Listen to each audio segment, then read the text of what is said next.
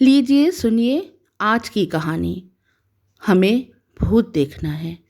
मेरी यानी गरिमा की आवाज़ में। बचपन से ही मन में एक कौतूहल था इस प्रश्न पर कि भूत होते हैं या नहीं। और ये कौतूहल और अधिक बढ़ गया जब दोस्त भी मैंने ऐसे ही ढूंढ लिए। हम थ्री मस्कीटियर्स जैसे थे, जिसे जहाँ से भी कोई दिलचस्प बात भूत प्रेत आत्माओं के बारे में मिलती वह पूरे ग्रुप में साझा करता। बहुत सी बेवकूफ़ियाँ की थी हम सब ने।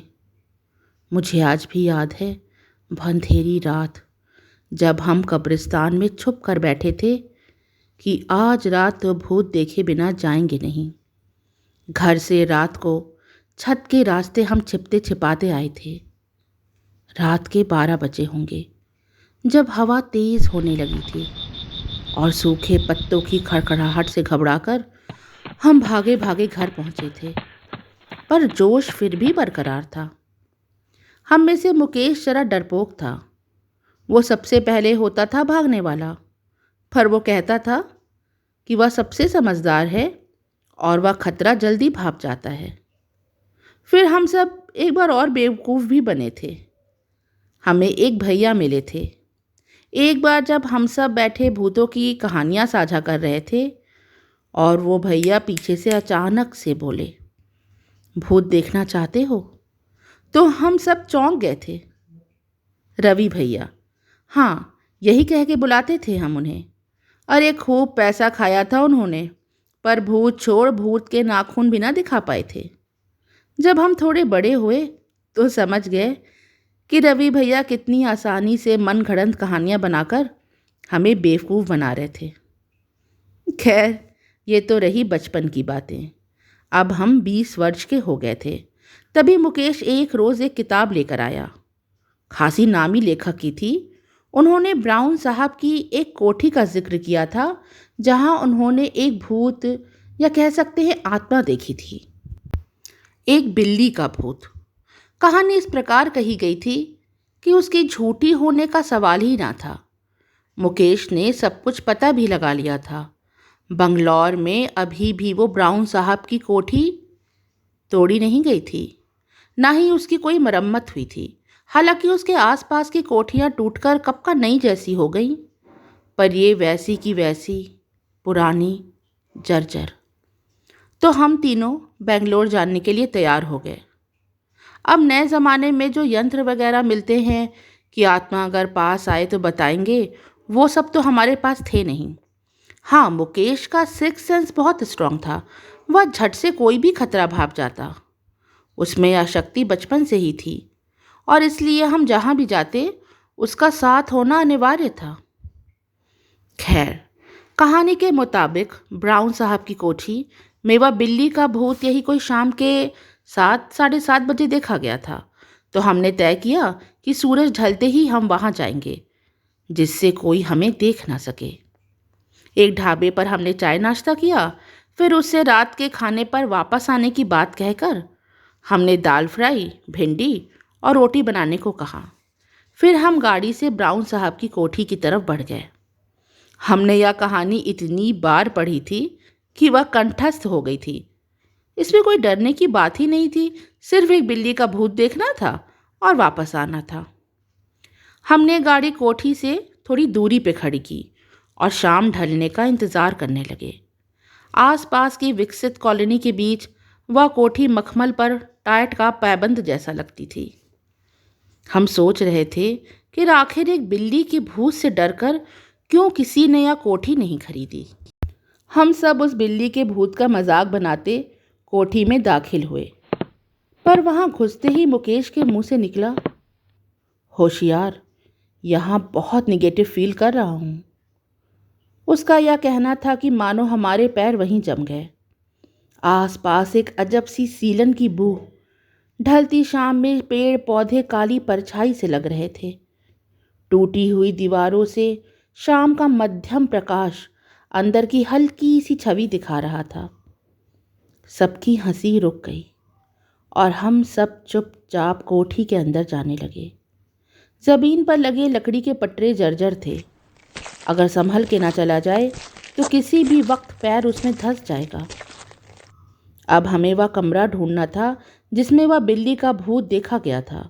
वहाँ एक बड़ा सा फायरप्लेस होना चाहिए। मोबाइल की लाइट में हमें थोड़ी देर में वह कमरा मिल भी गया, पर उस कमरे में आकर ऐसा लगा मानो समय ठहर गया हो। सन्नाटा, ऐसा सन्नाटा जो लगे कान में छेद कर देगा। कोई भी आवाज़ नहीं, कोई भी नहीं। ऐसा लगा मानो कान के अंदर सीटियाँ बजने लगीं। मोबाइल में समय देखा, 7:10। या तो हम बिल्कुल सही समय पर थे या फिर हमें आने में देर हो गई थी। पता नहीं कि हम अपनी ज़िंदगी का वह पहला भूत देख पाएंगे या नहीं। तभी मुकेश ने कहा, वी आर लेट, भूत जा चुका है, चलो वापस चलें। पर इतनी दूर आकर खाली हाथ वापस जाना। मैंने 10-15 मिनट और रुकने की ज़िद की। तभी मुकेश ने खिड़की की तरफ इशारा किया। श्श, वहाँ कोई है। हल्की सी परछाई तो मुझे भी दिखी थी। दिल की धड़कन तेज हो गई, शायद वह पल आ गया। तभी धड़ाक से खिड़की खुली और मेरी तो जैसे चीख निकल गई। What you boys are doing here? Drugs ले रहा है तुम लोग यहाँ छुप कर? Let me call the police. अरे नहीं सर, हम तो बस। वॉट मैन, बहुत देखे तुम जैसे, खाली बंगला देखा नहीं और? नहीं सर, हम जा रहे हैं। घड़ी में 7:25 हो रहे थे। हाय, वो भूत हम नहीं देख पाएंगे अब, मेरे मुंह से निकल गया। ओह, अब मैं समझा। You people are here to see the ghost. Hopeless case. तुम लोग ने भी वही किताब पढ़ा और यहाँ आया? I am fed up. चलो निकलो यहाँ से, तुरंत निकलो, नहीं तो ट्रेस पासिंग के जुर्म में तुम सबको जेल भेजूंगा। No sir, we are leaving. हम तीनों जल्दी जल्दी निकलने लगे।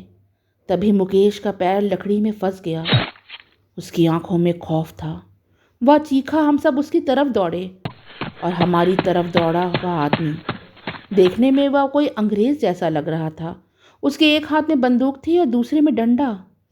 मोबाइल के बिखरते प्रकाश में उसे देखकर हमने अपने सर पे हाथ रख लिया। अब तो मारे जाएंगे। और पैरों की तेज़ आवाज़ें हमारी तरफ आ रही थी। बस अब जेल की हवा खाना ही बाकी था ज़िंदगी में।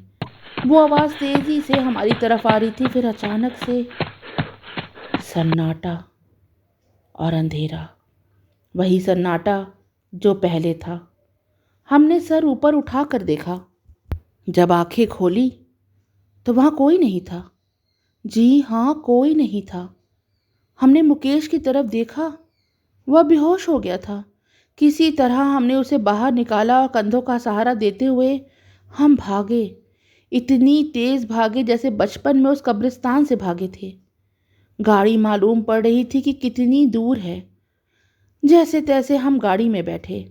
तभी मुकेश बोला, मिस्टर ब्राउन। वो मिस्टर ब्राउन का भूत था। क्या? मैंने गाड़ी स्टार्ट करते हुए पूछा।